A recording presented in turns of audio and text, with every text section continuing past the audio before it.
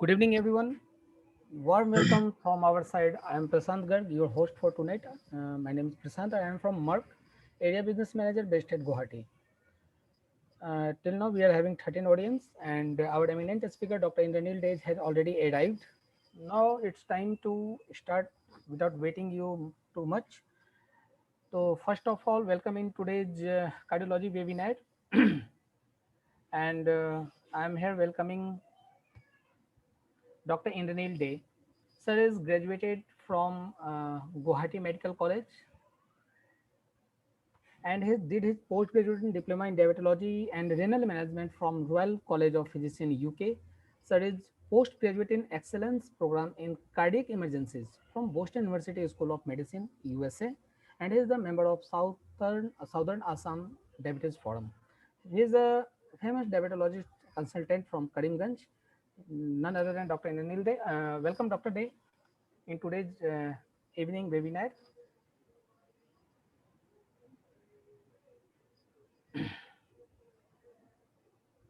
Yeah, sir, good welcome. Yeah, good evening, Prashant. How are you? I'm fine, sir. Thank you. Thanks for being too early with us. And our audience are Yeah, thank you. also started coming. There's a 13 participant already, 15 participant I am visiting. So, sir, in my agenda, after welcoming you, I am having the introductory slide from Merck side, which I will present. It will take hardly 3 to 4 minutes. Meanwhile, the house will be full, and later on, I will hand over the academic session to you. So, I will not going to be hurdle between the audience, the beautiful audience, and you. So, sir, if you allow me, I can start with my presentation about my organization. Sure, Prashant, please carry on. Sir, thank you.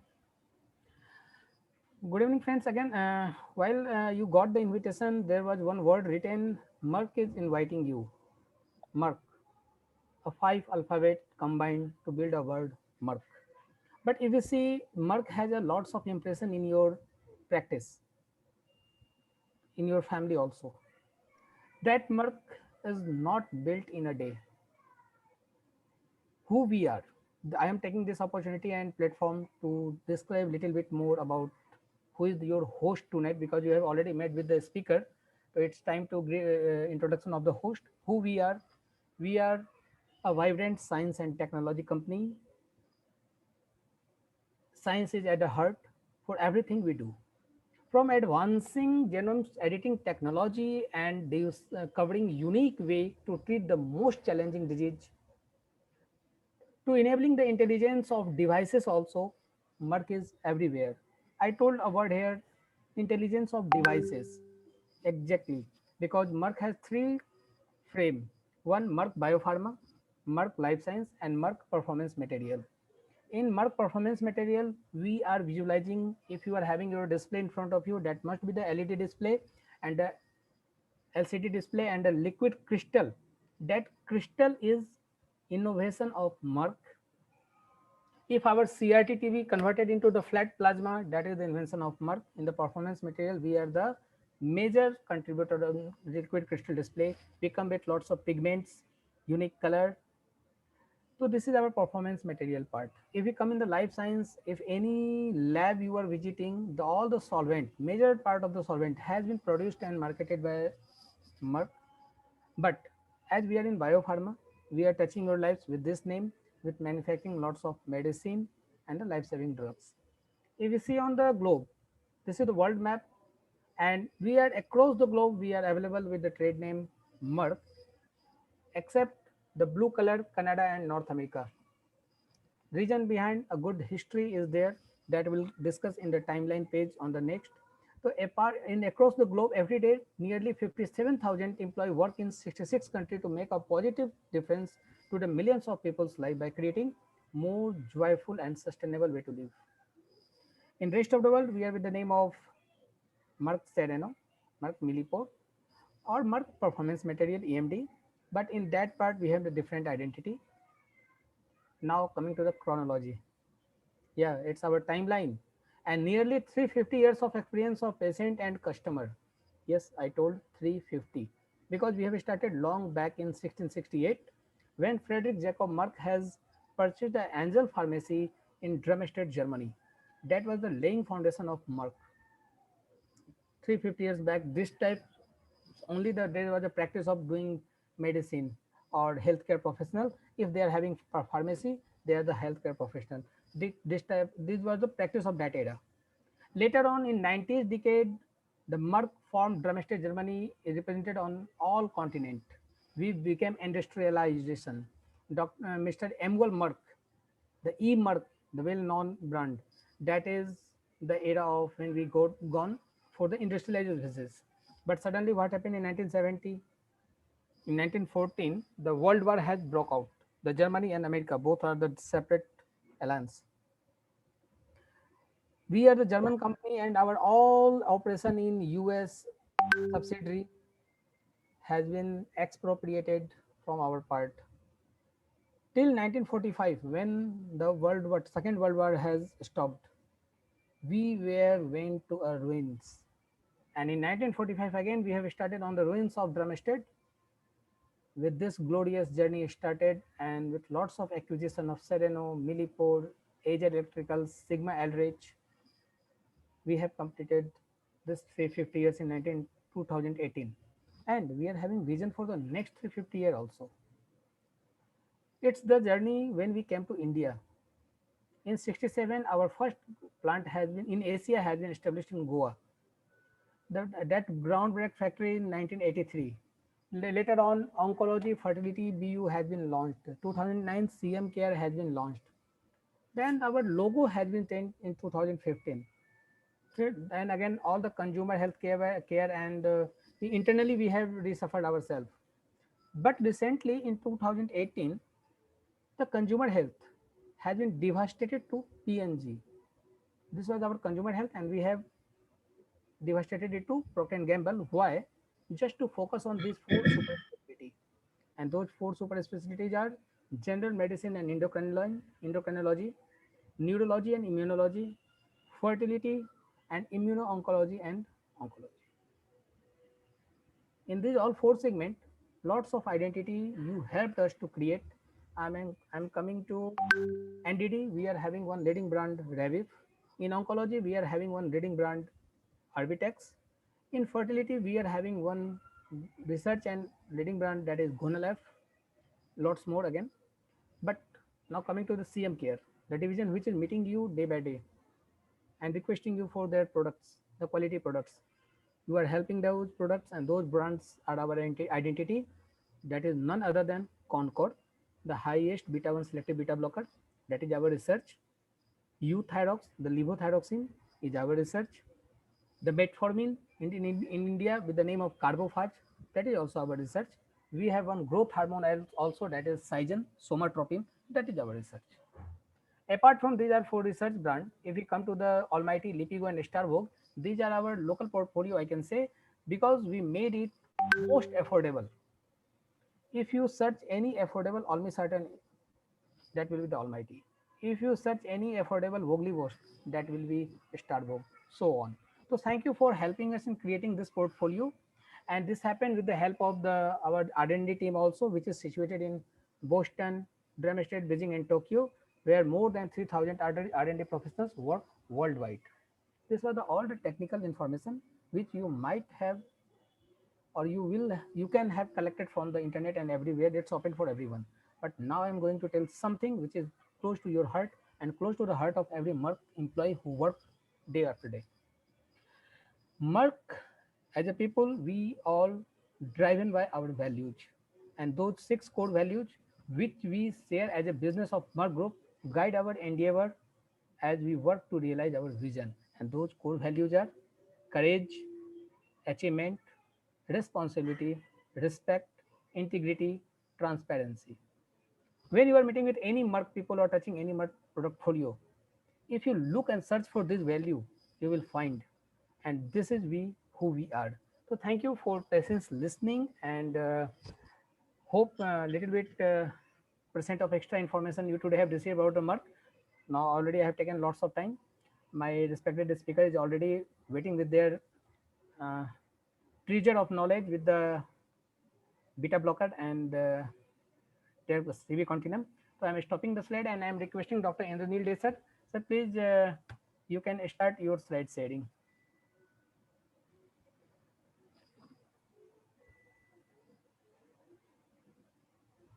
I go to share screen?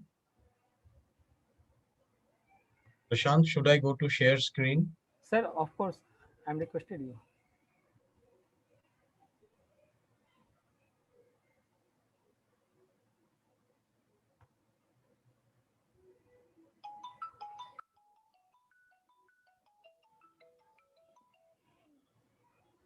Good evening, Prashant, for the beautiful profile magnified in front of the audience and the whole internet team about Mark and its values, which are really cherishable from all points of view. Now it's my turn for a cardiologue regarding the role of beta blockers in the era of ARNI. Our basic focus today will be on the management, or rather we can say the absolute and proper management of heart failure. We are again confronting COVID-19 with its ugly face coming in the mutated way. So here I need to say something about COVID-19 and heart failure, which needs some patient hearing. So I start my today's evening session. Welcome everybody to welcome everybody to the members of my medical fraternity, the other professionals, the co-parallel workers in the pharma industry. Now we see COVID-19 disrupts heart muscle contraction, which may lead to heart failure. This is a data published on 3rd of March 2021. Since early in the pandemic, COVID-19 has been associated with heart problems, including reduced ability to pump blood and abnormal heart rhythms. But it's been an open question whether these problems are caused by the virus infecting the heart or an inflammatory response to viral infection elsewhere in the body. Such details have implications for understanding how best to treat coronavirus infections that affect the heart. A new study from the Washington University School of Medicine in St. Louis provides evidence that COVID-19 patients' heart damage is caused by the virus invading and replicating inside heart muscle, leading to cell death and interfering with heart muscle contraction. The researchers used stem cells to engineer heart tissue that models the human infection and could help in studying the disease and developing possible therapies. Study published in February 26 in the Journal of American College of Cardiology. Early on the pandemic, we had evidence that this coronavirus can cause heart failure or cardiac injury in generally healthy people, which was alarming to the cardiology community, said senior author Corey J. Levine, MD, PhD, and Associate Professor of Medicine. Even some college athletes who had been cleared to go back to competitive athletics after COVID-19 infection later showed scarring of the heart tissue. There has been debate over whether this is due to direct infection of the heart or due to a systemic inflammatory response that occurs because of the lung infection. Our study is unique because it definitively shows that in patients with COVID-19 who develop heart failure, the virus infects the heart, specifically heart muscle cell. So we are confronting COVID-19 in its mutated form. So let's everybody be safe.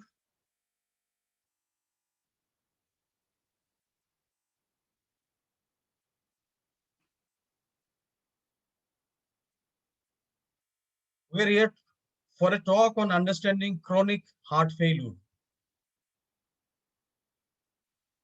Now, what is the definition of heart failure? Clinical definition is heart failure is a clinical syndrome with typical symptoms and signs resulting from an abnormality of cardiac structure or function. Now, what are the typical symptoms? These are breathlessness, ankle swelling, and fatigue. And the typical signs which we elicit are fluid retention such as pulmonary congestion, elevated jugular venous pressure, pulmonary crackles, peripheral edema. Now let's talk something about heart failure. Heart failure can be defined as an abnormality of cardiac structure or function leading to failure of the heart to deliver oxygen at a rate commensurate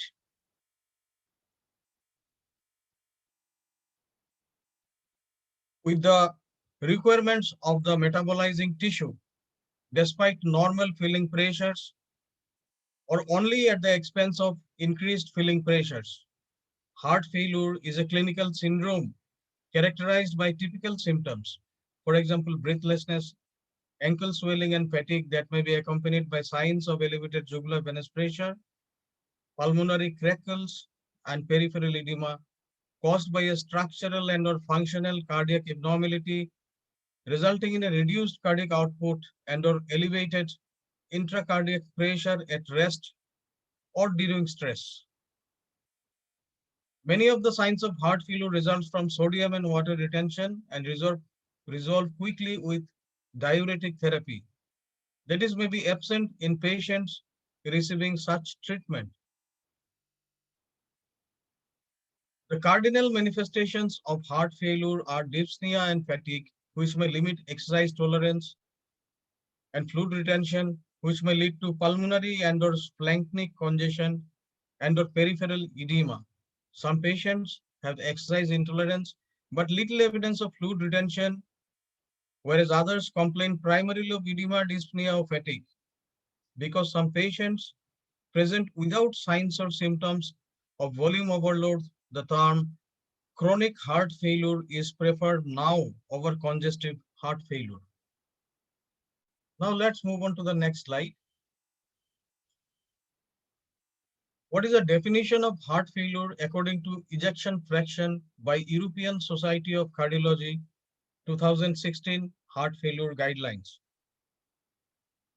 See, we have three types of heart failure ranging from HFrEF, that is heart failure with reduced ejection fraction, then heart failure with mid-range ejection fraction, and last one in the range is HFpEF, that is heart failure with preserved ejection fraction. In case of HFrEF, left ventricular ejection fraction is found to be less than 40%. In heart failure with mid-range ejection fraction, left ventricular ejection fraction is found to be 40 to 90%, whereas in HFpEF, LVEF is more than or equal to 50%.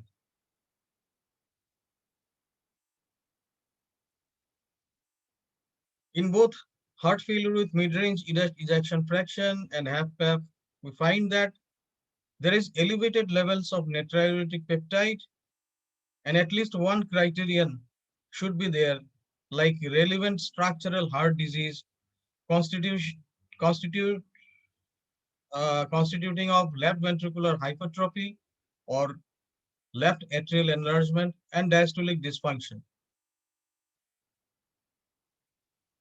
Now let's go in depth to the definition of heart failure according to European Society of Cardiology 2016 guidelines.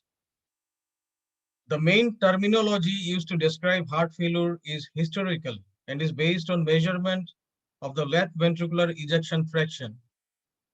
Heart failure comprises a wide range of patients from those with normal left ventricular ejection fraction, typically considered as more than or equal to 50%, heart failure with preserved ejection fraction, to those with reduced left ventricular ejection fraction, typically considered as less than 40%. Patients with LVEF in the range of 40 to 49% represents a gray area, which the European Society of Cardiology 2016 heart failure guidelines now define as heart failure with mid-range ejection fraction. The diagnosis of HF ranging than the diagnosis of HFrEF. Patients with HFpEF generally do not have a dilated left ventricle, but instead often have an increase in left ventricular wall thickness and or increased left atrial size as a sign of increased filling pressures. Most have additional evidence of impaired left ventricular filling or suction capacity, also classified as diastolic dysfunction.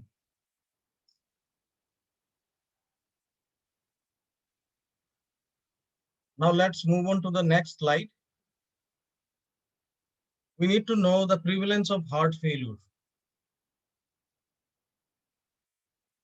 Prevalence of heart failure depends on the definition applied, but is approximately 1 to 2% of the adult population in developed countries, rising to more than equal to 10% amongst people 70 years of age. Among people more than 65 years of age presenting to primary care with breathlessness on exertion, 1 in 6 will have unrecognized heart failure, mainly HFpEF. The lifetime risk of heart failure at age 55 is 33% for men and 28% for women. The proportion of patients with HFpEF, that is heart failure with preserved ejection fraction, ranges from 22 to 73%, depending on the definition applied, the clinical setting, namely primary care, hospital clinic, hospital admission, age and sex of the studied population, previous history of myocardial infarction, and the year of publication of the data. Data on temporal trends based on hospitalized patients suggests that the incidence of heart failure may be decreasing more for HFrEF than for HFpEF. That is a very important data. HFpEF and HFrEF seem to have different epidemiological and etiological profiles. Compared with HFrEF, patients with HFpEF are older, more often women, and more commonly have a history of hypertension and atrial fibrillation.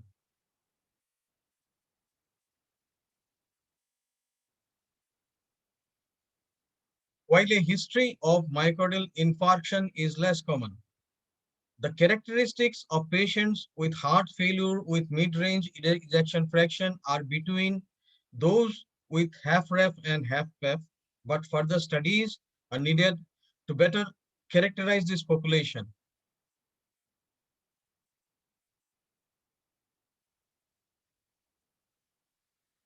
What is the mortality rate with heart failure? In general, the mortality following hospitalization for patients with heart failure is 0.4% at 30 days, 22% at 1 year, 42.3% at 5 years, despite marked improvement in medical and device therapy.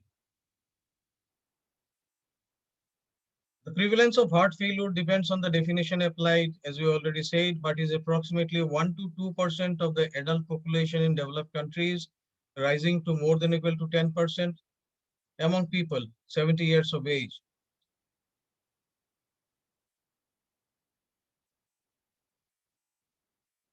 So this diagram or this chart represents the mortality rate with heart failure. Now, what are the heart failure survival rates? Across the globe, 17 to 45% of patients admitted to a hospital with heart failure die within 1 year of admission, and the majority die within 5 years of admission. In recent years, survival rates for patients with heart failure have improved in many parts of the world in parallel with the introduction of modern evidence-based therapies and patient management systems. Nevertheless, about 2 to 17% of the individuals admitted to a hospital with heart failure die while in a hospital. Despite improvements in care over the past 20 years, the outlook for patients with heart failure remains poor, and the survival rates are worse than those for bowel, breast, or prostate cancer. Using a national registry in Sweden, a study compared the rate of first ever hospitalization, associated short and long term survival for heart failure, acute myocardial infarction, and the most common forms of cancer presenting, that is representing 50% of all cancers.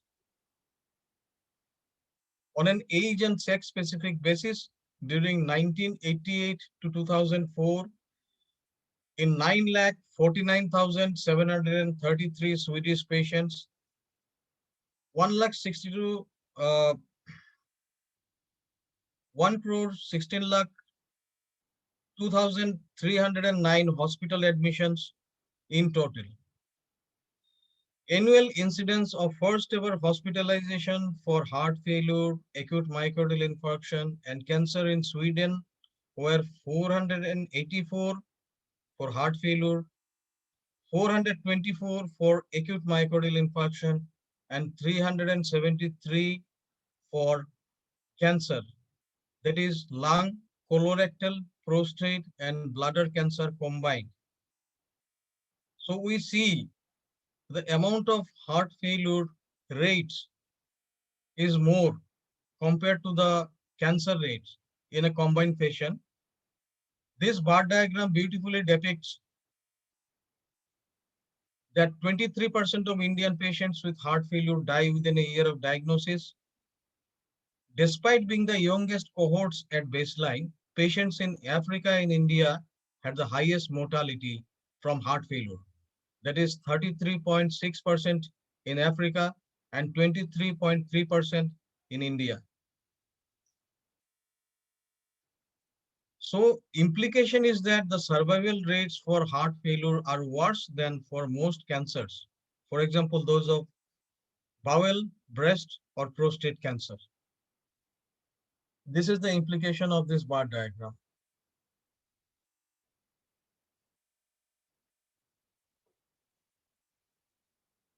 Now the slide depicts association of heart rate at hospital discharge with mortality in patients with heart failure, a very important topic. As already discussed, heart failure is a major cause of morbidity and mortality and accounts for a high healthcare expenditure, particularly by repeated admissions to hospitals. Many patients are treated, stabilized, and discharged from the hospital after an acute decompensation, transitioning to the phase of chronic heart failure. The time of discharge from hospital represents the beginning of chronic heart failure management. Although the pre-discharge phase is an opportunity for initiation of potentially beneficial drug therapies, modifiable prognostic factors must first be identified before outcomes can be improved. A natural extension of the pre-discharge evaluation is the examination of the heart rate. The role of heart rate in chronic heart failure has become an area of recent interest, particularly through the introduction of the F current inhibitor ivabradine that selectively blocks the sinus node to lower the heart rate. The present study depicted here examined the association of discharge heart rate with 30-day and 1-year mortality and hospitalization outcomes in a cohort of 9,097 patients with heart failure discharged from hospital. Discharge heart rate was categorized into predefined groups like 40 to 60, 61 to 70, 71 to 80, 81 to 90, and the last group being of more than 90 beats per minute.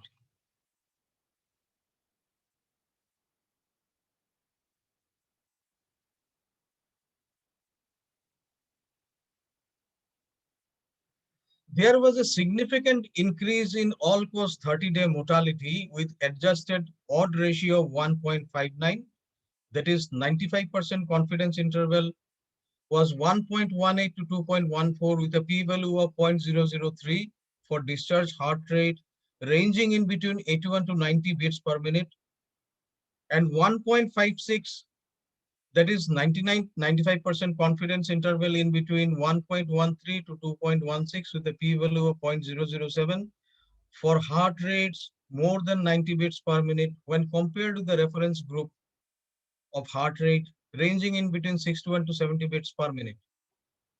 Again, cardiovascular death risk at 30-day was also higher. See here the left part of the slide above. Please concentrate on the slide. With adjusted odd ratio of 1.59, discharge heart rate of range in between 81 to 90 beats per minute, 95% confidence interval being in between 1.09 to 2.33 with a p-value of 0.017, and 1.65 discharge heart rate of more than 90 beats per minute. 95% confidence interval is between 1.09 to 2.48 with a p-value of 0.017. Again, 1 year all-cause mortality with an adjusted odd ratio of 1.41, 95% confidence interval being in between 1.16 to 1.72 with a p-value of less than 0.001, and cardiovascular death depicting the right part of the slide above with an adjusted ratio of 1.47, 95% confidence interval ranging in between 1.12 to 1.92 with a p-value of 0.005, were higher with the discharge heart rates of more than 90 beats per minute when compared with the reference group of heart rate ranging in between 40 to 60 beats per minute. The authors concluded that higher discharge heart rates were associated with greater risk of all-cause and cardiovascular mortality of less than or equal to 1 year follow-up and an elevated risk of 30-day readmission for heart failure and cardiovascular disease. Let's pick up the next slide. It's quite exhaustive, so attentiveness is very important. What is the therapeutic algorithm for a patient with symptomatic HFrEF? Patients with symptomatic HFrEF can be initiated with a therapy of ACE inhibitors and beta blockers. We need to up-titrate to the maximum tolerated evidence-based dose. Now, if still symptomatic and left ventricular ejection fraction is less than or equal to 35%, add mineralocorticoid receptor antagonists. We need to again up-titrate to maximum tolerated evidence-based dose. If still again symptoms persist and left ventricular ejection fraction is less than or equal to 35%, if able to tolerate ACE inhibitors or ARBs, are need to replace ACE inhibitors.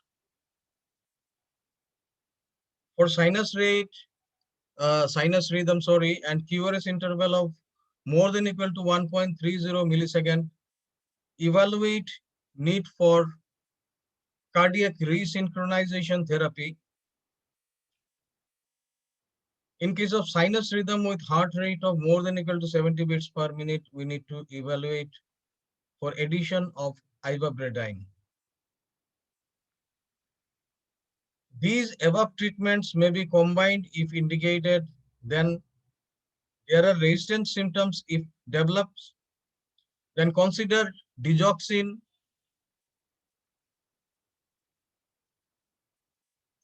or HISDN, that is hydralazine isosorbide dinitrate, or left ventricular assist device or heart transplantation. Now, if resistant symptoms doesn't persist, no further action required, then consider reducing the diuretic dose. So this is the flow chart of symptomatic management of HFrEF.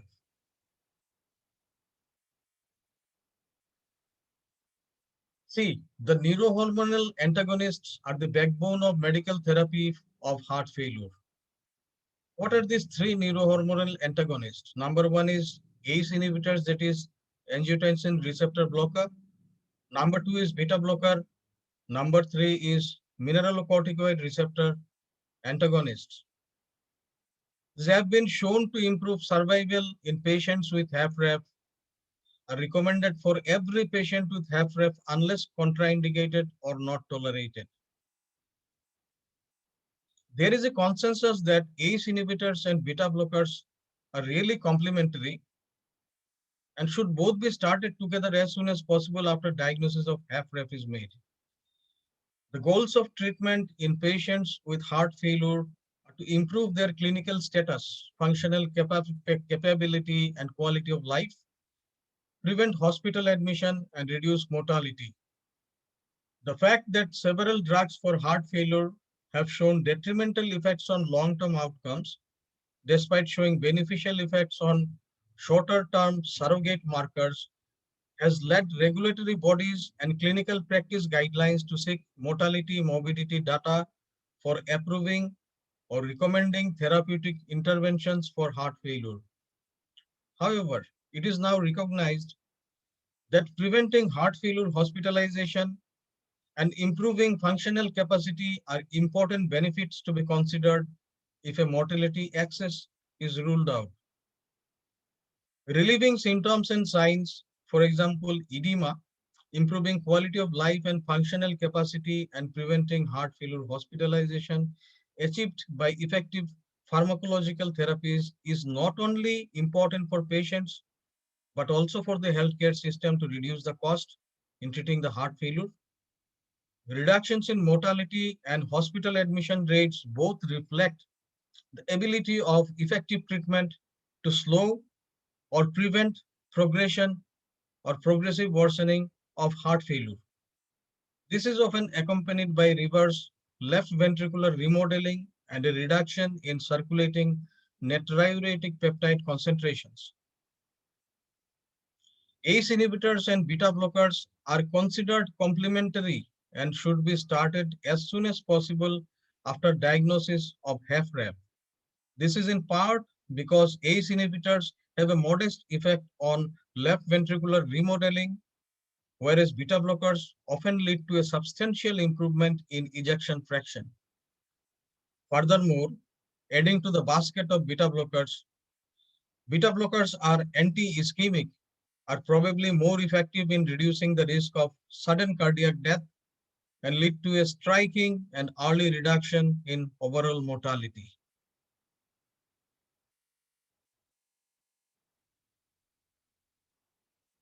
See, here are the drugs, bar diagram representing the drugs that reduce mortality in heart failure with reduced ejection fraction, that is HFrEF. There are four drugs: angiotensin receptor blocker, ACE inhibitors, beta blockers, and mineralocorticoid receptor antagonist. The beta blocker bar has been prominently marked because it has got substantial reduction in mortality associated with heart failure. These are the result of studies based on SOLVE treatment, charm alternative, Copernicus, Merit heart failure, CBS2, Rails and emphasis heart failure. Practical tip 1 for our professionals. Up-titrate the dose of beta blocker to an evidence-based dose or maximum tolerated dose below that before the addition of ivabradine.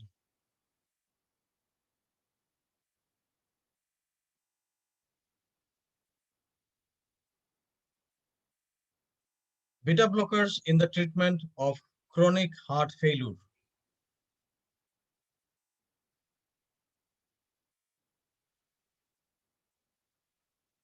There is a multi-pronged action regarding the mechanism of benefit of beta blocker when it is used in a case of heart failure. There is reduction of sympathetic tone. So there is increase in vagal tone. There is improved autonomic balance, heart rate, variability. There is reduction in the sudden death. Beta blockers have also got anti-arrhythmic activity, which reduces sudden death. Beta blockers upregulate cardiac beta 1 receptors. There is modification of remodeling, that is reverse remodeling, reduces left ventricular volumes, increased left ventricular ejection fraction. It has also got antagonism of stimulatory beta 1 receptor antibodies, autoantibodies. Sorry. There is reduction in the heart rate caused by beta blocker, which reduces further cardiac work and the oxygen requirement. It reduces prolonged diastolic coronary filling time. It has also the ability to cause inhibition of the renin angiotensin system, thereby reduces renin release. There is inhibition of catecholamine-induced necrosis, apoptosis, and inflammation. There is reduction of the cytokines. And importantly, there is restoration of calcium ion release, cardiac ryanodine receptor function, probably linked to reduction of sudden death risk.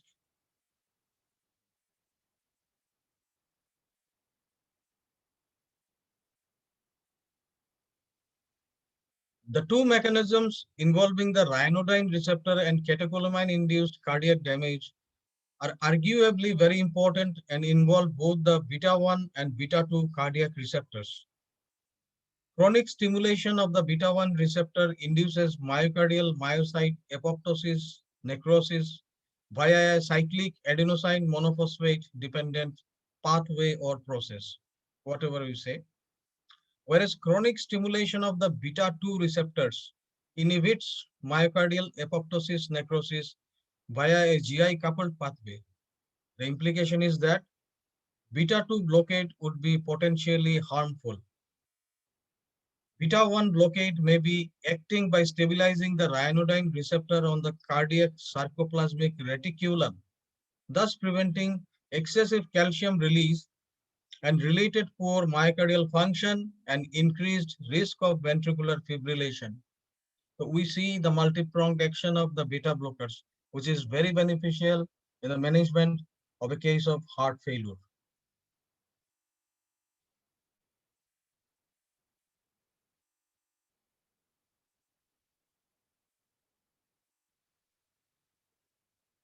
Now the heart failure guidelines recommend bisoprolol, carvedilol, and metoprolol as standard therapy, and these are the evidence-based beta blockers.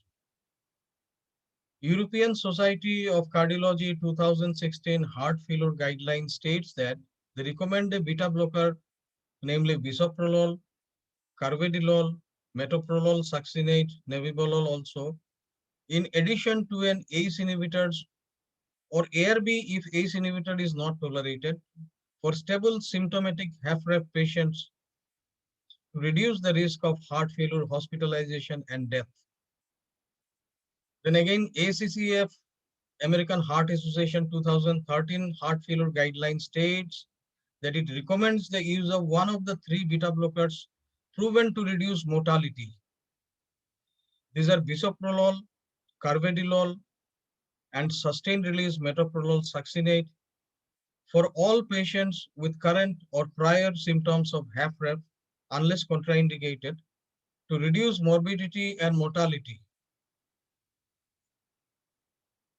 Three beta blockers have been shown to be effective in reducing the risk of death in patients with chronic HFrEF. Bisoprolol and sustained released metoprolol succinate, which selectively block beta 1 receptors, and carvedilol, which blocks alpha 1 and beta 1 and beta 2 receptors. Positive findings with these three agents, however, should not be considered a beta blocker class effect. We see bucindolol lacked uniform effectiveness across different populations, and short-acting metoprolol tartrate was less effective in heart failure clinical trials. Beta 1 selective blocker nebivolol demonstrated a modest reduction in the primary endpoint of all-cause mortality or cardiovascular hospitalization, but did not affect mortality alone. And in elderly population that included patients with HFpEF, only beta blockers proven to reduce mortality should be used for chronic heart failure.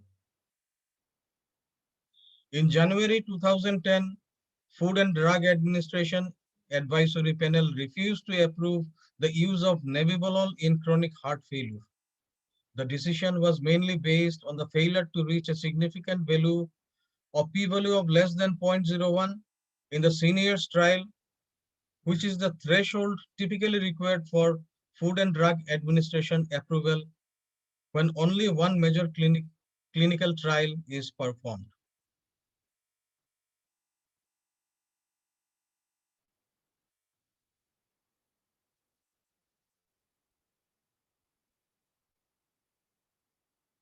Now, how do we classify beta blockers? according to beta 1 selectivity. We see many drugs, propranolol, timolol, carvedilol, nadolol, sotalol, metoprolol, bisoprolol, etc., etc. Beta blocking agents are usually classified according to their pharmacological properties. Some non-selective beta blockers, for example, propranolol, block both beta 1 and beta 2 receptors, while others, for example, atenolol, bisoprolol, and metoprolol, block beta 1 receptors preferentially.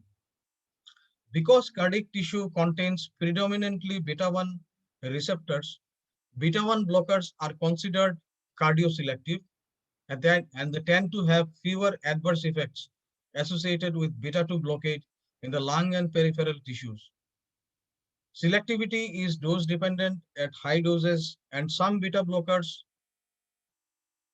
selective beta blockers can induce clinically significant antagonism of the beta 2 receptors. A number of beta blockers also have intrinsic sympathomimetic activity. For example, acebutolol and pindolol, which leads to weak stimulation of beta adrenergic receptors while blocking the effect of catecholamines. Beta blockers with ISA lower heart rate less effectively than beta blockers without intrinsic sympathomimetic activity and provide reduced cardioprotection. They should generally be avoided in heart failure and in post-myocardial infarction patients.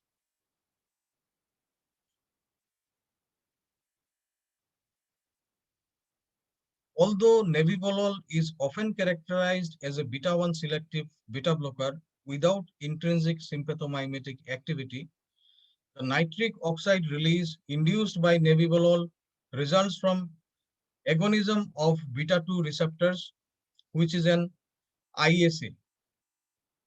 Stimulation of the endothelial beta 3 receptors lead to vasodilatation. The stimulation of cardiac beta 3 receptors has negative inotropic effect. So this is how we classify beta blockers according to beta 1 selectivity.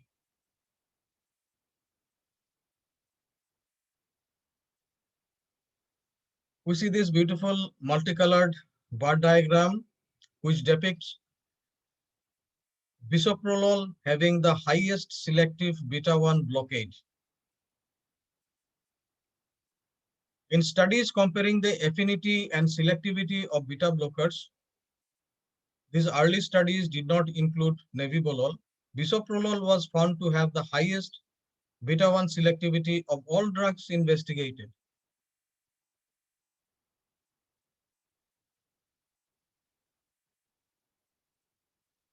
Regarding the pharmacokinetic variability of evidence-based beta blockers, we see that in the left panel of the diagram, there is a chromatographic chart which indicates that metoprolol displayed the highest pharmacokinetic variability followed by carvedilol, and bisoprolol demonstrated lowest pharmacokinetic variability. Bisoprolol's extent of absorption was around 90%. Bioavailability in terms of percentage was 88%. It is low lipid soluble and there is no major first pass hepatic metabolism, which is lacking in metoprolol and carvedilol. So a drug with lowest pharmacokinetic variability is to be preferred in terms of beta blockade.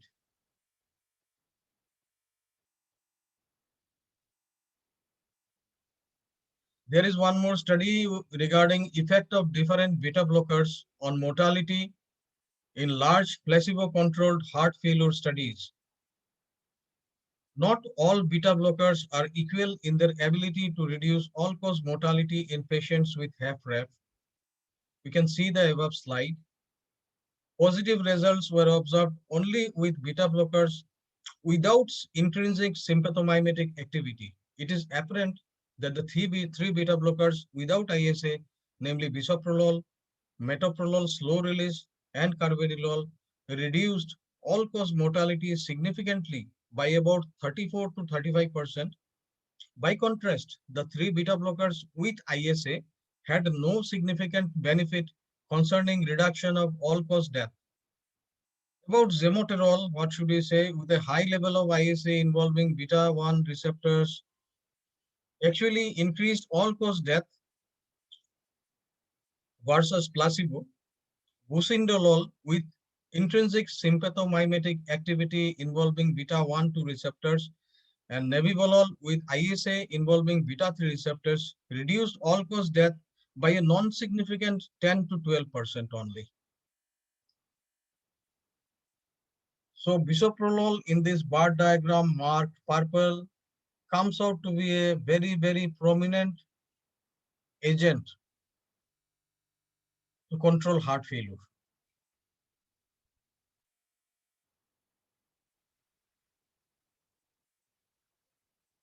We see in the next chart, beta blockers effectively reduce sudden cardiac death in chronic heart failure studies.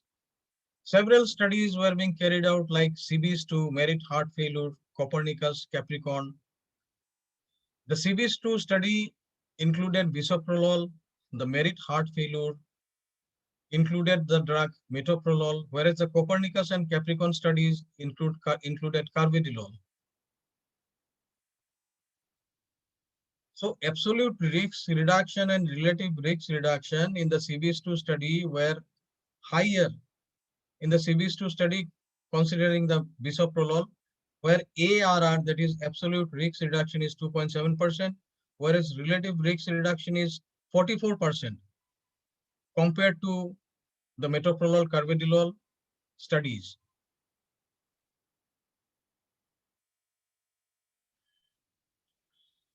As already discussed, sympathetic overdrive does not only contribute to the development of myocardial ischemia, increased heart rate, cardiac dysfunction, and heart failure, but also to sudden death.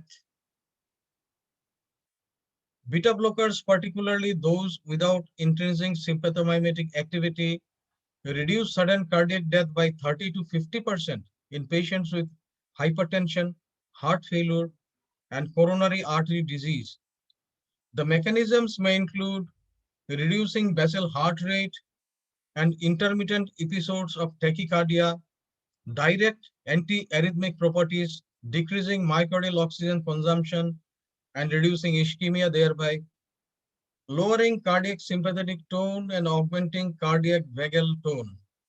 Sudden death is the most common cause of death in patients with heart failure. Remember, beta blockers reduce this risk by up to 45%, which is greater than any other class of antihypertensive or antiarrhythmic agents.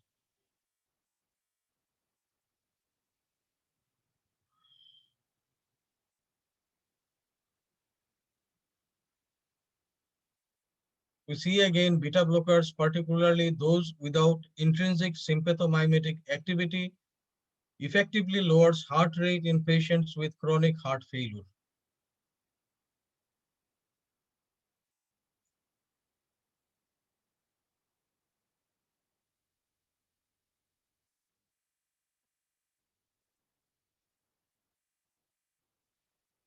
This is the practical tip 2. These are the three evidence-based beta blockers like bisoprolol, carvedilol, and metoprolol succinate. In the dose of 1.25 to 10 milligram of bisoprolol, 3.125 to 50 milligram of carvedilol, and 12.5 oblique 25 to reaching to 200 milligram of metoprolol succinate. How often do we reach these dose levels? We have been seeing the CB study. So what is the CB story? It is a cardiac insufficiency bisoprolol study, which are carried out in three phases as CBIS 1, CBIS 2, and CBIS 3. The CBIS 1 study was carried out in 1994. 641 patients with New York Heart Association classification 3 to 4. Study period ranged from 1989 to 1993. Bisoprolol was used in the dose of 1.25 to 5 milligram on top of standard therapy, that is diuretic plus ACE inhibitors, we see there is reduction of 20% mortality with a p-value of 0.22 and reduction of 32% of heart failure hospitalization with a p-value of less than 0.01, which is significant. In 1999, CBIS-2 study was carried out involving 2,647 patients with a New York Heart Association classification group 3 to 4. Study period was from 1995 to 1998. Bisoprolol was used here in the dose of 1.25 to 10 milligram in compared to 1.25 to 5 milligram in CBIS-1 on top of standard medical therapy, that is diuretic plus ACE inhibitors. Chronic heart failure, a former contraindication, turned into an indication. And in 2005, CBIS-3 study was carried out involving 1,010 patients with the New York Heart Association classification group ranging from 2 to 3. Study ranged from 2002 to 2005. Here we see bisoprolol first using the dose of 1.25 to 10 milligram once daily versus enalapril first using the dose range of 2.5 to 10 milligram BID was used. Here we see bisoprolol first was significantly non-inferior to enalapril first with regard to combined primary endpoint, that is all-cause mortality and hospitalization. There is 46% significant sudden death reduction during the first year.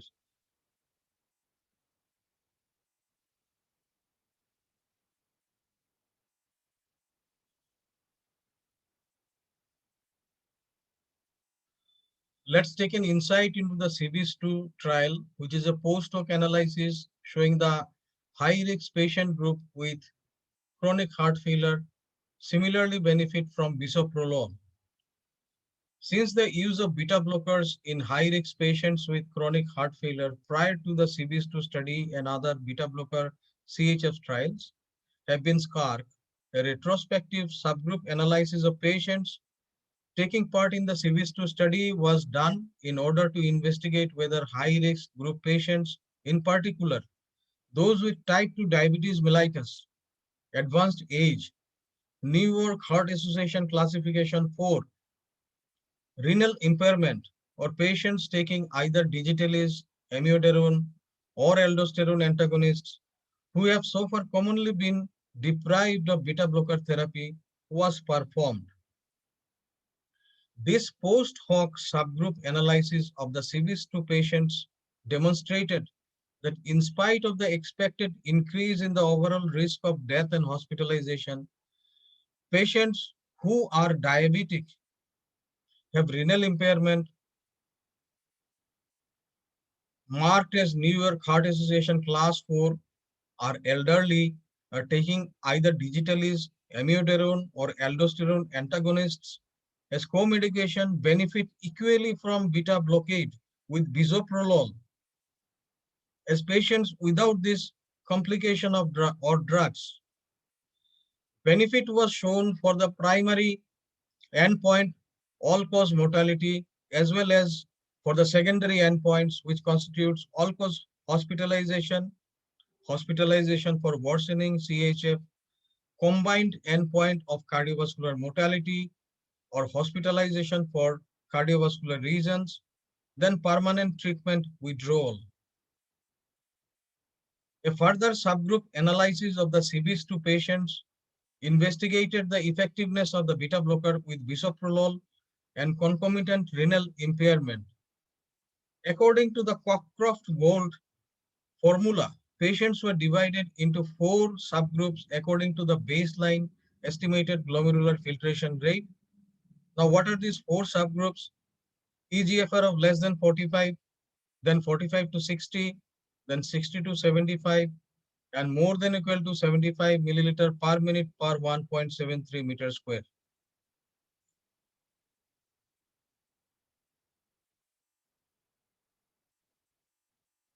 The beneficial effect of bisoprolol on mortality and hospitalization for worsening heart failure were not modified by baseline eGFR.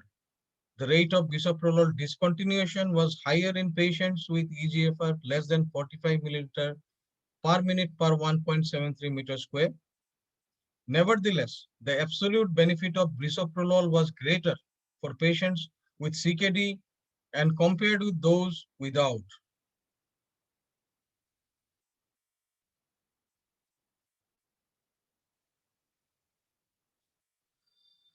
Let's go to the use of bisoprolol and some perspective on the asthma patients. Regarding bisoprolol, beta-1 selectivity results in minimal effects on airway resistance in asthmatic hypertensive patients. Let's concentrate on the slide, which shows that data from a randomized four-way crossover study in 12 asthmatic hypertensive patients were done. The effect of single dose of bisoprolol 10 milligram, bisoprolol 20 milligram, and atenolol 100 milligram and placebo on lung function were compared. The mean difference in airway resistance between baseline and 2-hour post-dose are presented on the slide mentioned above. Bisoprolol at both doses had no relevant effect on airway resistance compared with placebo, whereas there was a significant increase in airway resistance with atenolol compared with placebo. P-value was found to be less than 0.05. Now, bisoprolol at both doses produced strong beta-1 receptor blocking effect as evidenced by decrease in the heart rate, but had no influence on airway resistance, thus maintaining its beta-1 selectivity even at a dose of 20 milligram. In contrast, atenolol showed evidence of binding to beta-2 receptor sites, leading to an increase in airway resistance at equipotent therapeutic dose levels. What is equipotent? 100 milligram of atenolol is equipotent to 10 milligram of bisoprolol, and thus atenolol proved to be less beta-1 selective.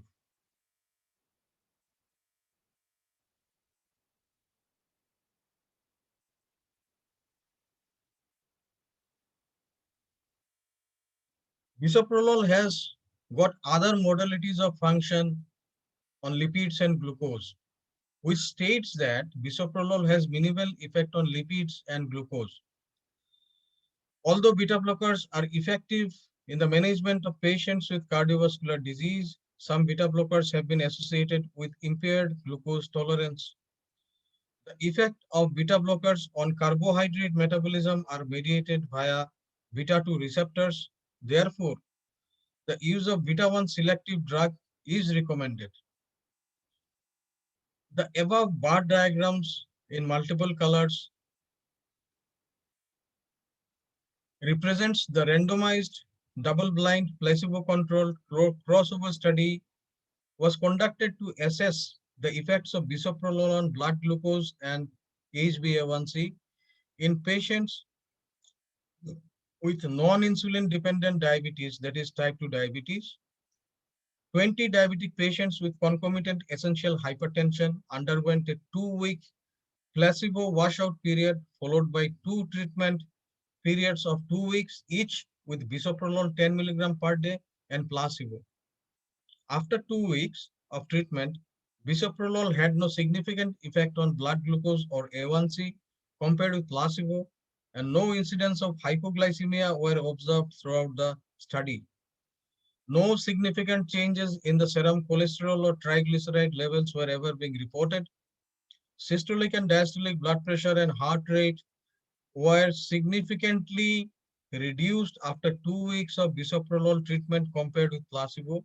P-value was found to be less than 0.01.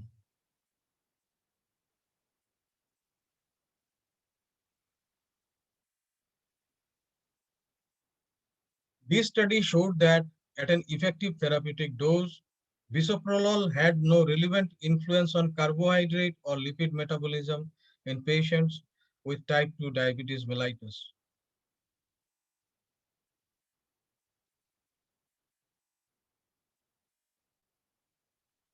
What about beta blockers and sexual dysfunction versus placebo?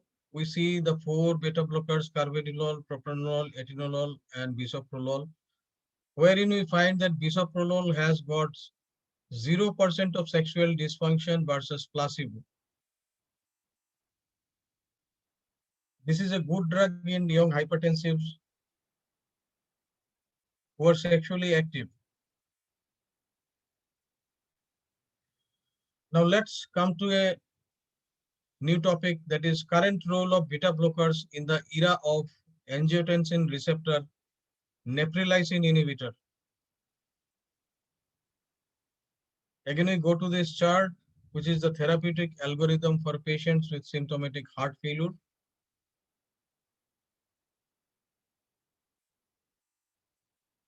Treatment of the beta blockers is to be initiated as a first-line therapy of choice. If still symptoms persist and left ventricular ejection fraction is less than or equal to 35%, we may add mineralocorticoid receptor antagonists. We need to uptitrate to maximum tolerated evidence-based dose. If again still symptoms persist and left ventricular ejection fraction is less than or equal to 35%, and if persons are able to tolerate ACE or ARBs, are need to replace ACE inhibitors. In case of sinus rhythm with QRS duration of more than 1.30 millisecond, evaluate need for cardiac resynchronization therapy, very important.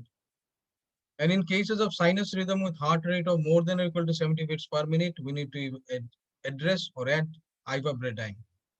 In resistant symptoms, consider digoxin or hydralazine isosorbide dinitrate or left ventricular assist device or heart transplantation. And if there are no resistant symptoms, no further action is required. Consider reducing diuretic therapy. If left ventricular ejection fraction is less than or equal to 35%, despite optimal medical therapy or a history of symptomatic ventricular tachycardia or ventricular fibrillation, we need to implant ICD.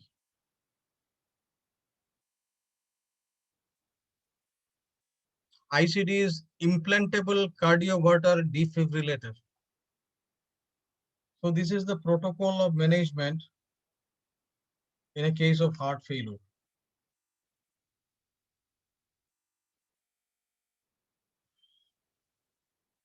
There are few trials like Ephesus, Shift, Danish, Paradigm heart failure, and DAPA heart failure. It depicts the beta blocker used in selected CHF trials where DAPA heart failure patient group was 96.1% the maximum.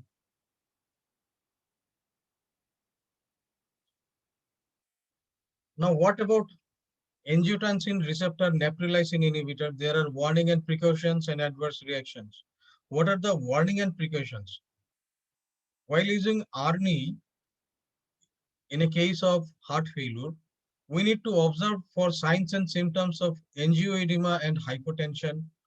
We need to monitor renal function and potassium in susceptible patients. What are the adverse reactions which may be the outcome of the use of ARNI? Adverse reaction occurring at the rate of more than or equal to 5% are hypotension, hyperkalemia, cough, dizziness, and renal failure.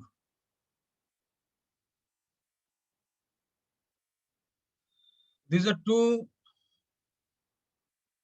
4 bar diagrams which indicates what happens when there is switching over from carvedilol to bisoprolol that ameliorates adverse effect in heart failure patients with dizziness and hypotension.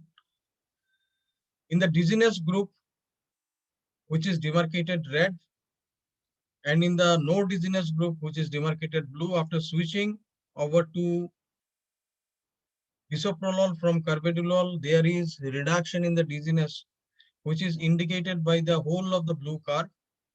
And in the hypotension group, while switching over from carvedilol to bisoprolol, there is much amelioration of hypotension.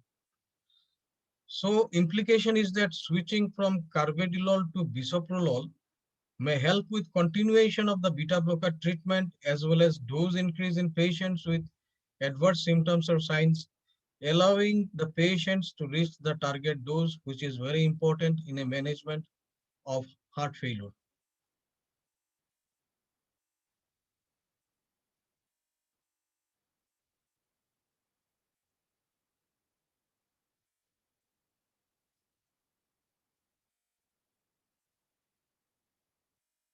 Which is stressfully important.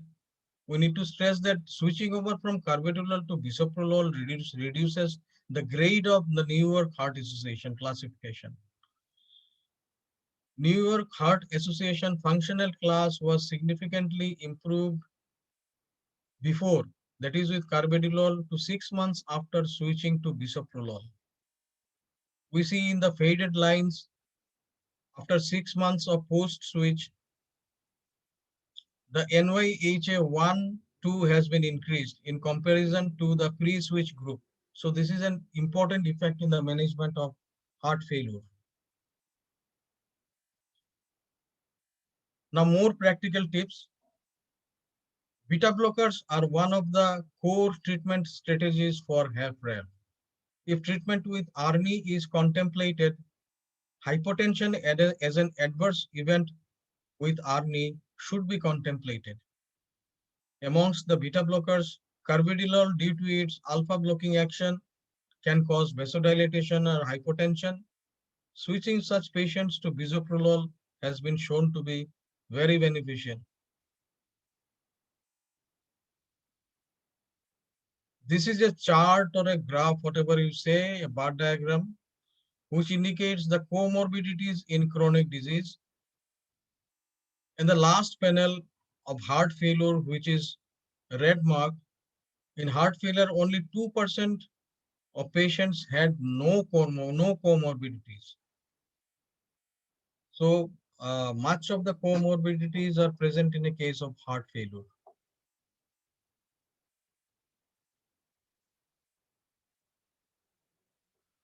Some comorbid conditions where selection or efficacy of beta blockers plays an important role. Now, what are the comorbid conditions? See, atrial fibrillation up to 35% comorbid atrial fibrillation and chronic heart failure is found. 44% of patients hospitalized with congestive or chronic heart failure have diabetes mellitus type 2. COPD in CHF ranges from 10 to 40%, and 20 to 74% approximately of CHF patients have concomitant CKD. So again, I say these comorbid conditions require effective selection of a beta blocker, which are going to ameliorate the signs and symptoms of the patient suffering from heart failure.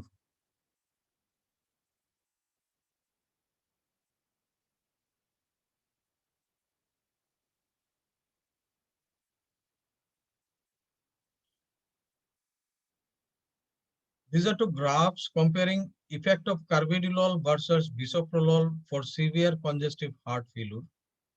Implication is that bisoprolol had favorable effects in heart failure patients with atrial fibrillation.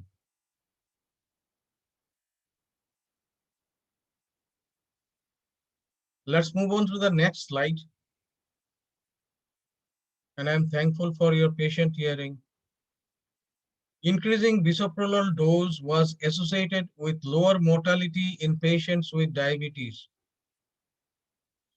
Patients with diabetes were prescribed larger doses of beta blockers and ACE inhibitors than were patients without diabetes. Increasing beta blocker dose was associated with lower mortality in patients with diabetes, that is 8.9% per milligram per day. 95% confidence interval ranges from 5 to 12.6, and without diabetes it is 3.5 milligram per day with a 95% confidence interval rate of 0.7 to 6.3. Although the effect was larger in people with diabetes, interaction p-value was found to be 0.027. Increasing ACE inhibitor dose was associated with lower mortality in patients with diabetes, 5.9% per milligram per day, with a 95% confidence interval ranging in between 2.5 to 9.2, and without diabetes, 5.1% per milligram per day, with a 95% confidence interval ranging in between 2.6 to 7.6, with similar effect size in these groups, with an interaction p-value of 0.76.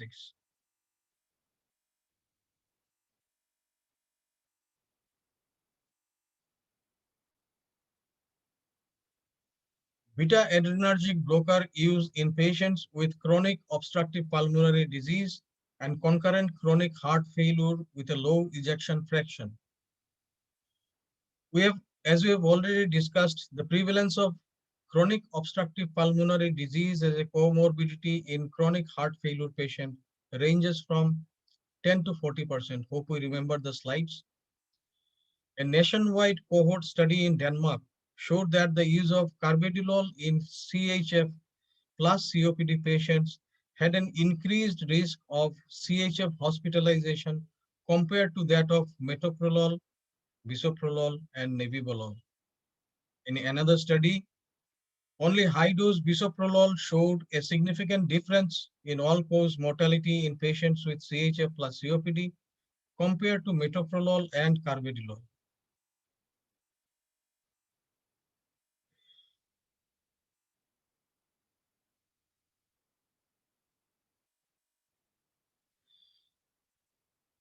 This is a writing from Pharmacological Research, volume 156, published in June 2020 by Elsevier. What is that review? It shows that choosing among beta blockers in heart failure patients according to beta receptors location and functions in the cardiopulmonary system, which is a very important guideline or torch bearer to show the effective treatment guidelines in a case of heart failure. Although different types of beta blockers are currently approved for heart failure therapy, possible criteria to choose the best beta blocking agent according to heart failure patients' characteristics and to beta receptors location and function in the cardiopulmonary system are still lacking. In such a context, a growing body of literature shows remarkable differences between beta blocker types, that is beta 1 selective blockers versus beta 1, beta 2 blockers with respect to alveolar capillary gas diffusion and chemoreceptor response in heart failure, both factors able to impact on quality of life and most likely on prognosis. This is a flowchart of optimized beta blocker treatment.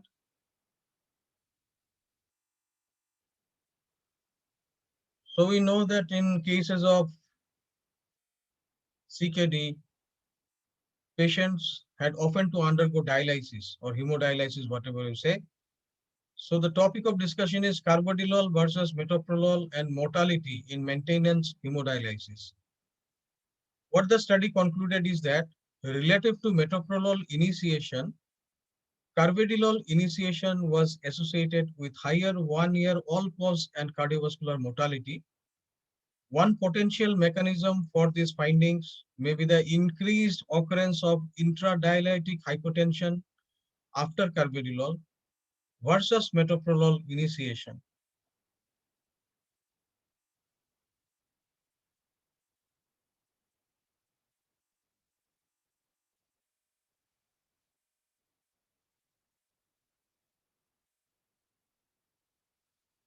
Beta blocker dialyzability and mortality in older patients receiving hemodialysis.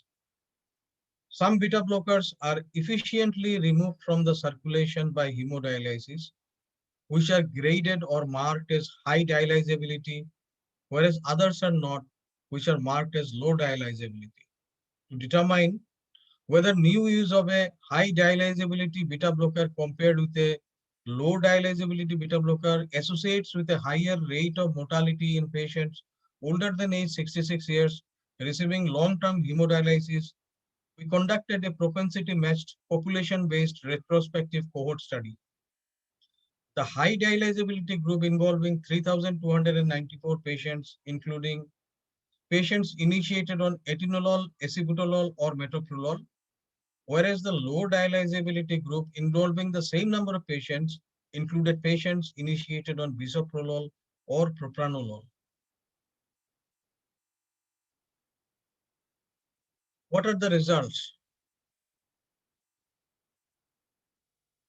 Variability is the hemodialysis cohort.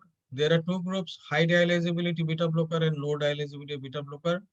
As we discussed, the N number of patients were 3,294. Number of events in high dialyzability beta blockers were found to be 182 with an event rate of 5.5%, whereas in the low dialyzability beta blocker group, number of events were found to be 135 only with an event rate of 4.1%. In conclusion, the study found that among patients receiving long-term hemodialysis for CKD, the risk of death was significantly higher among those prescribed high dialyzability beta blocker than those prescribed low dialyzability beta blockers.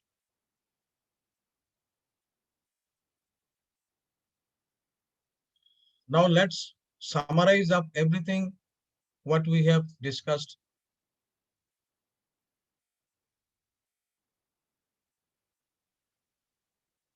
Beta blockers are the cornerstone in the treatment of HFrEF.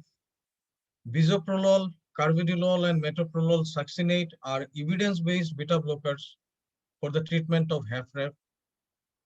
Bisoprolol has the highest beta-1 selectivity amongst the proven beta blockers as an advantageous PK profile and has proven efficacy in the landmark CV studies. Newer therapies such as angiotensin receptor neprilysin inhibitor do not replace the role of beta blockers. Remember, amongst the beta blockers, carvedilol, due to its alpha blocking action, can cause vasodilatation and hypotension. Switching such patients to bisoprolol has been shown to be beneficial. In patients receiving long-term hemodialysis in stage 5 CKD, a low dialyzable molecule such as bisoprolol can be preferred, or rather it is very much preferential. Thank you, everybody.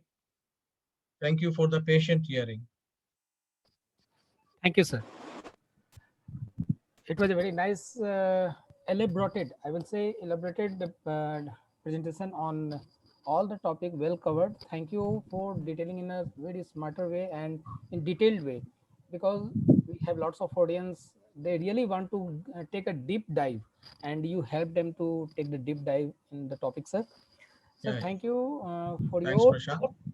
all dedication towards making the topic understand by everyone. Sir, you might be seeing that another window is open and our regional manager, Mr. Subhajit Saha, is eagerly waiting to greet you because in the start of the meeting he was not there. So Okay. without delaying, I am handing over the opportunity to Subhajit sir. Sir, welcome. And Dr. Thank Indraneer you. is Thank you, Prashant. Thanks a lot. Thanks a lot. Very nice to meet you and good evening, sir. Good evening. It's to be here for some place. Social media has given opportunity to listen your presentation. It was a nice presentation, and I think all the attendees, those who have attended today's webinar,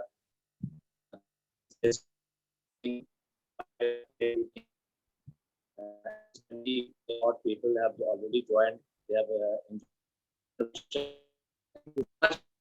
presentation, giving a lot of insights from the slide deck as well as from your clinical experience, I must say. That's a nice presentation. Thank you so much, sir, for being with us. Anything from your end, sir? May I? Yeah, in future, we need to perform more regarding this molecule bisoprolol. Yes, sir. More aspects on this medication is required. to Yes, be enlightened so that it comes up as an optimal therapy, the most optimal therapy in the management of heart failure. So with my absolutely. request, I thank you so much, Mr. Shah. Thank you, sir. Thank you so much, and I'm eagerly waiting to meet you physically. I know situation is not allowing us, but Yeah, still, yeah, yeah. I wish I could meet you as early as possible. As early Sure, as sir, sure, possible. sure. I'll be there to welcome you. Thank you. Thank you, sir. Thank you so Thank you. much. Thank you so I much. think there are Thank you. some questions in the chat box. Few of the attendees are there. So Yeah, can you please address all those yeah. questions? Prashant, please. Thank you. Uh, Thank you. ha- Namaskar, Mr. Thank you, Saha. sir. Thank you, yeah. sir. Thank Thank you. you, sir. In spite of the odd network, you came to greet our sir. It is our pleasure, collective pleasure from our entire Guwahati area. Now, sir, I am seeing that few varieties of questions are available in the chat box. So, if you allow me, can I read it for you one by one? I cannot see the chat box actually. So, Where should I okay, yeah. access? So let me read it out for you. Okay. There is a chat option on. If you will click on the chat beside the participant. Beside the participant. Between share and participant, there is a chat option. From where you have shared the slide, Okay. between share and participant. Okay, no issue, sir. I am seeing the question, so I can read it out for you Okay. if you allow. Okay. Please carry on. Yeah. I want to see Sir, the questions it was actually. all started with the greetings only. Good evening, Dr. Indranil sir. Welcome. It has been pasted by Sangram. Some of the colleague had also welcomed you. After that, yeah, one question, sir. Sir, in heart failure patient with concomitant severe COPD, which beta blocker do you prefer? Yeah, as already we have discussed in this interactive session, I hope I would prefer bisoprolol in compared to other beta blockers because of its accurate beta 1 selectivity, which is not going to touch the beta 2 receptors. And if a beta blocker touches the beta 2 receptors by chance, it causes flaring up of the airway resistance, which is not at all indicated in a case of hypertension with airway resistance. So I would prefer bisoprolol in that case, obviously, without any doubt. Sir, next question is from Dr. P. Nandi. He is asking, sir, as per you, which beta blocker is more preferable in hypertension with other comorbidities? Need your guidance. Thanks, Dr. Nandi, for your very beautiful question. In this context, I would like to say the whatever we have discussed today in the slides extensively with other comorbidities, whatever we say like diabetes, in diabetes, it's not going to alter the sugar levels or the A1C. It is not going to hamper the lipid profile. So it's very important to prescribe bisoprolol in a case of diabetic person, in a case of hyperlipidemia or dyslipidemia patient. So in other comorbidities also, bisoprolol has been established as a drug of choice with comorbidities. So obviously I would prefer bisoprolol if there are no more other contraindications, obviously. Sir, thank you. And another one question is from some Kodi there. Sir, in heart failure patient with SARS COVID-2 infection, which beta blocker do you like to use and why? He is more concerned about the new strain of the COVID. Yeah, this is a very tricky question because the mutated strain of COVID-19, as I have seen in some data, it's coming up like that. It penetrates the human cells more efficiently, more vibrantly, and it multiplies inside the cells of the body uh, very fast. So in that case, if a patient is having other comorbidities and by chance that patient contracts COVID-19 or the mutated strain of COVID-19, we need to assess that particular patient in an ICU setup regarding the blood gas analysis, the other vitals, and everything we need to assess to realize the status of the patient. If that patient is obviously hypertensive, we need to go for bisoprolol. because it is an established and safe drug, if not contraindicated otherwise. Because in such cases, the patient may need ventilatory support because in that context, we need to go for ventilatory supports and other things which are indicated in a case of COVID infestation, which has earlier been also, and in this mutated strains, what's going to happen, I don't know exactly. There may be upgradation in treatment. And regarding vaccines, we can say that we have found that AstraZeneca vaccines and all are having, like Covishield, are coming with data of clotting of blood in the vessels, especially.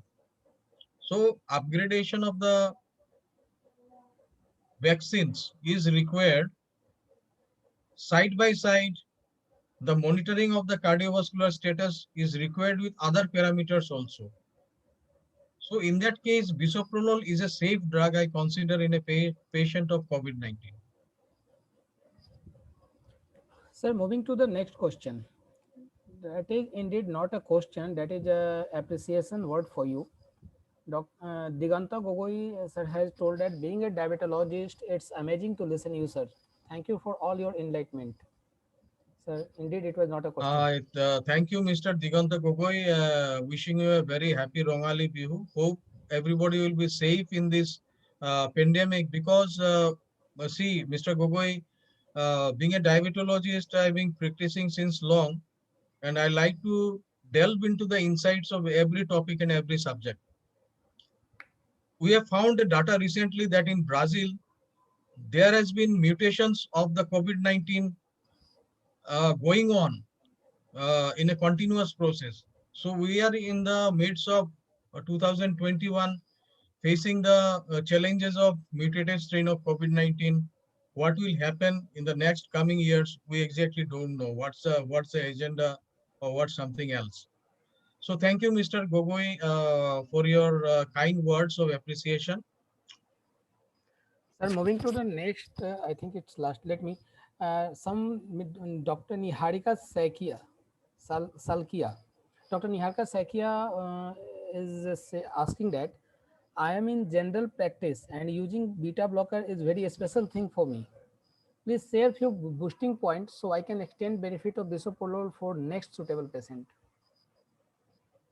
Sir, I didn't understand the question actually. Can Exactly. you repeat She it, please? says sharing her on status first. Opinion. Yeah, yeah. Opinion. She's sharing her opinion, Yeah, doctor. I am in general practice and using Yeah. beta blocker is very special thing for me. Okay. He Okay. stated that, she stated that, and then she asked you please share few boosting point so I can extend benefit of bisoprolol for the next suitable patient. Yeah, yeah, yeah. Dr. Shaikia, thank you for this very beautiful question in your initial days of practice. So, beta blocker is obviously, especially bisoprolol, is obviously a special drug because it passes the tests. It passes the tests for many things which are required in a case of cardiovascular condition with other comorbidities, especially in a case of heart failure. Suppose in a setup where you are, I don't know where exactly, maybe a primary care setup or a nursing home, whenever you find a patient coming with breathlessness, with swelling of feet, with puffiness of face, obviously we need to do an initial checkup, you need to do an ECG, you need to see the heart rate, you need to see the other parameters also, what's available in your location or in your setup. And if required, beta blocker, especially beta 1 blocker in the form of bisoprolol, you may prescribe. But obviously it depends upon the parameters of the patient which you see or which you examine. And obviously, blind-eyed you can believe that beta blocker, that is beta 1 blocker, is a very good drug. Suppose a patient comes, presents to your OPD with swelling of feet, then puffiness of face, reduced urine output, crackles in the chest, right? And he has been suffering from long-term road, that is reversible obstructive airway disease. Obviously, if you go through the books or if you have concentrated on my lecture, obviously you would go for beta 1 blocker therapy, especially the bisoprolol, not the atenolol or something else. So you need to be very careful about your judgment regarding a patient. Judgment is very important because it leads to the diagnosis and leads to the proper management, and obviously the people will bless you for your diagnosis and medications. Thank you. And lastly, moving to the last question, that is from Dr. Santi Bhushan. And again, the similar question is there, doctor, in COPD patients, should we use bisoprolol as choice beta blocker? Yeah, in a case of COPD, obviously bisoprolol should be used due to its beta 1 selectivity, as because it is not touching the beta 2 receptors. If a beta blocker touches the beta 2 receptors, then there is airway resistance is more increased. So you lose the patient in terms of COPD. You are not going to, you are not able to treat the COPD part. So you need to concentrate on the COPD part as well as hypertension also, which is gifted or benefited by the use of beta 1 blocker. Especially, I would recommend bisoprolol, which has come out, uh, which has passed all its tests from all aspects. Thank you. Thank you, doctor. Sir, by this answering this question, we came to the end of the session. Sir, I request one thing, please stop the slide sharing. Okay. Yeah. Now it's time. Every good things come to an end. Okay. And same happened with this event also. We have started at 8:35 and it's 10:11. So it's about to close by 2 hours. Really remarkable, long lasting, and very fruitful for the all audience. Sir, one data I'm sharing that we have started with 13 and 15 people, but at during the session going on, there was 22 people was participating. That was also quite good because just I have shared with you a link of national webinar going on cardiology heart failure. Right. So that has been divided audience, but those who were willing to listen from you, they are here. Now I'm requesting Sangram. As Sangram has invited all the audience, so it's not term of Sangram, so he can on his camera. Sangram, your camera is not on. Yeah. Good evening, Indranil sir. Good evening, Sangram. How are you? Fine, sir. Fine, sir. What about Yeah. you, sir? Yeah, I'm fine, and I've done my job to my level best. Probably next time I'll be performing more better. It's wonderful, sir. It's more than 1 hour, more than 1.5 hours, sir. And still, at the end of the webinar, we found that 20 audiences are constantly, patiently, they are listening your talk, sir. So thank you so much. Your talk on the role of beta blocker in the era of earning. Sir, what I learned from you today, tonight, you have discussed about different beta blockers, but among them, how you love bisoprolol, how you rate bisoprolol, course over other beta blockers like metoprolol, carbidiol, in the case of young hypertensive patients, in the case of sexual dysfunction, which have effect of other beta blockers, how bisoprolol scores over than carbidiol. So lots of things we learned, sir. Especially, sir, I learned, sir. Thank you so much for your love for bisoprolol, and thank you to all the audience, respected doctors, as well as our company colleagues and other people also. Sir. So thanks for your valuable time, sir, for your wonderful service. Yeah, thank you, Sangram, for your cooperation and backup. And thanks to all my team of Mark, especially Prashant and Shaha sir. Hopefully, we'll be meeting again and again for imparting some knowledge regarding the beta blockers in the future also in its upgraded version. Yes. Sure, Sir, and sure, sir, sir. before saying the goodbye, usually what happened na, this type of engagement happened with the Guwahati town and some big towns doctors only. First time I am getting a good speaker from Karimganj and this is none other than you. So it's really a extended approach to Merck, and we when we deep dive in the scene, we got a purge. It happened everywhere. Am I right, Sujitda? Yes, yes, yes. Yeah. Absolutely, So, absolutely. sir, if I'm getting because on the India map, on area map, Karimganj is a very small dot, and you are there. The Merck has came to know that you are there. So we really will be connected onwards. So by this word, sir, thanking for your precious time and your words, your dedication, the part of time we have spent in the preparation of this event, it was amazing. Thank you so much. Thank you. Especially, I would thank to the team effort, which has Yes, been fueled. The team effort, which has been fueled to carry out this program, needs the best of appreciation and flagship. Thank you, Sangram, and Thank thanks, you, Sir sir. good night, and good night, everybody. sir. Thank you, sir. Good night, Thank you, sir. sir. Thank Thank you you, so sir. much. Thank Good you, night, sir. sir. Good Good night. Thank night, you. sir, Stay and good safe night, in the audience. background of COVID-19. Please stay safe.